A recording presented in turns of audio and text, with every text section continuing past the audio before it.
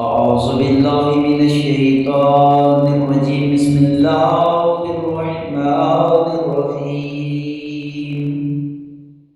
عن جابر بن عبد الله الأنصاري عن فاطمة الزهراء عليه السلام بنت رسول الله قال سمعت فاطمة أنها قالت دخل علي أبي رسول الله في بعض الأيام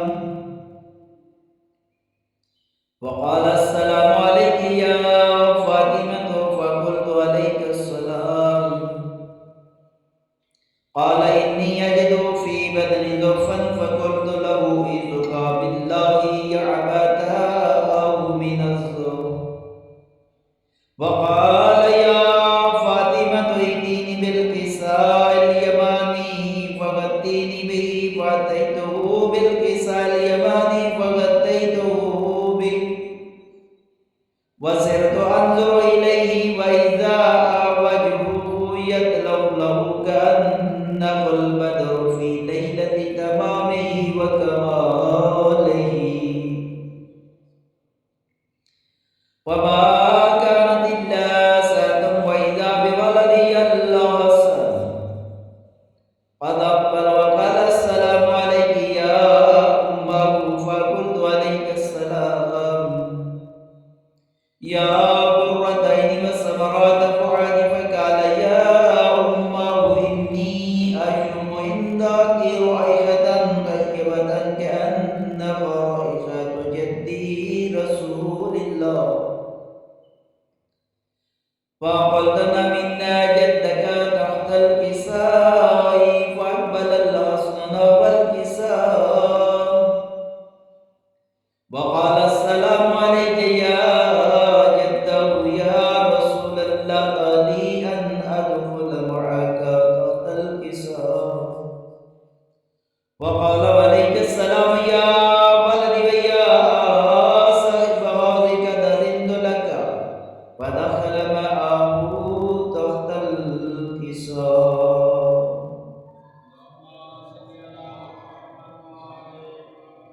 وما كانت إلا ساعة وإذا بولدي الحسين قد أقبل وقال السلام عليك يا أمه فقلت عليك السلام يا ولدي ويا قرة عين وثمرات فؤادي. فقال لي يا أمه إني أشم عندك رائحة طيبة كأنها رائحة جدي رسول الله. فقلتنا منا جدك وراك تحت الكساء فدنا الحسين نحو الكساء.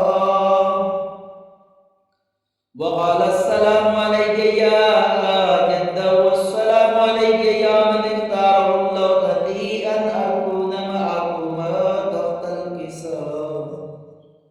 وقال عليك السلام يا ولدي ويا شافع أمتي قد أذنت لك. فدخل معهما تحت الكساء.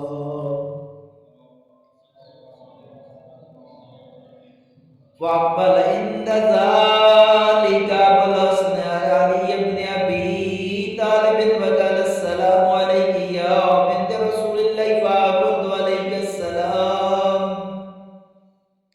يا أبا الحسن ويا أمير المؤمنين. فقال يا فاطمة إني أشم عندك رائحة طيبة كأنها رائحة أختي وعبد عمي رسول الله. فقلت نعمها ومع ولديك تحت الكساء. وأقبل لي نحو الكساء وقال السلام عليك يا رسول الله أتى لي أن أكون معكم تحت الكساء. قال له عليك السلام يا أخي ويا وسيجي وخليفتي وصاحب لوائي قد أذنت لك. فدخل علي تحت الكساء.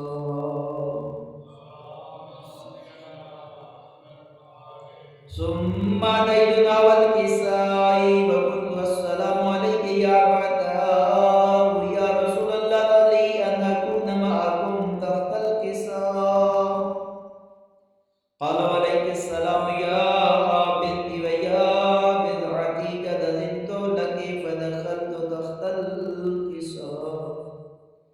فلما اكتملنا جميعا تحت الكساء أخذ بي رسول الله بطرفي الكساء وأومى بيده اليمنى إلى السماء وقال اللهم إن هؤلاء أهل بيتي وخاصتي ورحمتي لحمهم لحمي ودمهم دمي يعلمون ما يعلمهم ويعلنون ما يعلنهم أنا حرب لمن حربهم وسلم لمن سلمهم وعدو لمن عداهم ومحب لمن أحبهم إنهم مني وأنا منهم فاجعل سلواتك وبركاتك ورحمتك وغفرانك ورضوانك علي وعليهم وأذهب عنهم الرجس وطهرهم تطهيرا.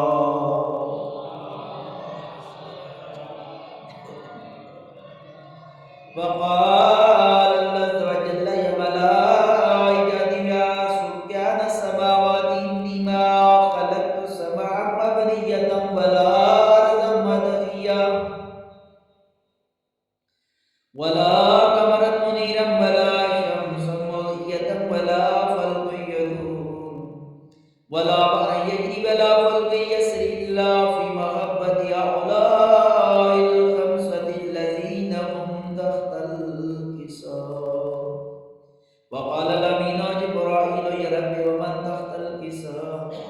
وقال عز وجل هم أهل بيت النبوة محضن الرسالة هم فاطمة وعبوها ومحلوها وبنوها.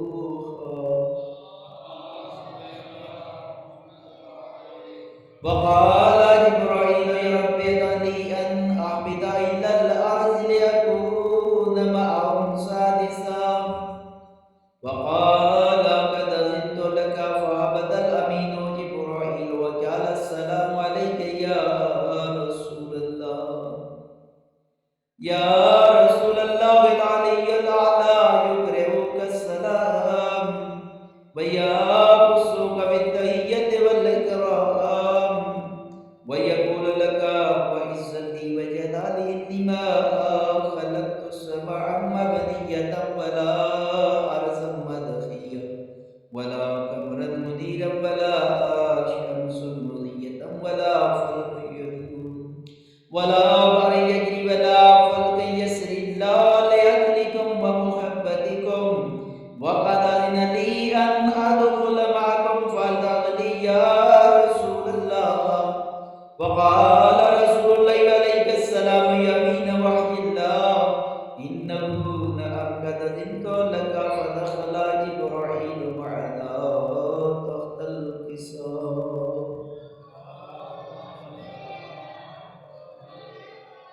وقال لأبي إن الله قد أوحى إليكم يقول إنما يريد الله ليذهب عنكم الرجس أهل البيت ويطهركم تطهيرا.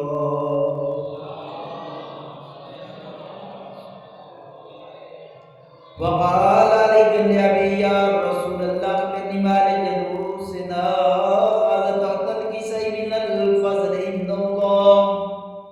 وقال النبي صلى الله عليه وآله والذي بعث بالحق نبيا واصطفاني بالرسالة نجيا ما ذكر خبر هذا في محفل من محافل أهل الأرض وفيه جمع من شيتنا ومحبينا إلا ونزلت عليهم الرحمة وعفت بهم الملائكة واستغفرت لهم إلى أن يتفرقوا. وقال علي إذا وليت حسنا وفاز شيتنا ورب الكعبة. وقال لي رسول الله صلى الله عليه وآله يا علي والذي بعثني ملك نبيا واصطفاني بالرسالة النجية ما ذكر خبر هذا في محفل من محافل أهل الأرض وفيه جمع من شيتنا ومحبينا وفيه معون الله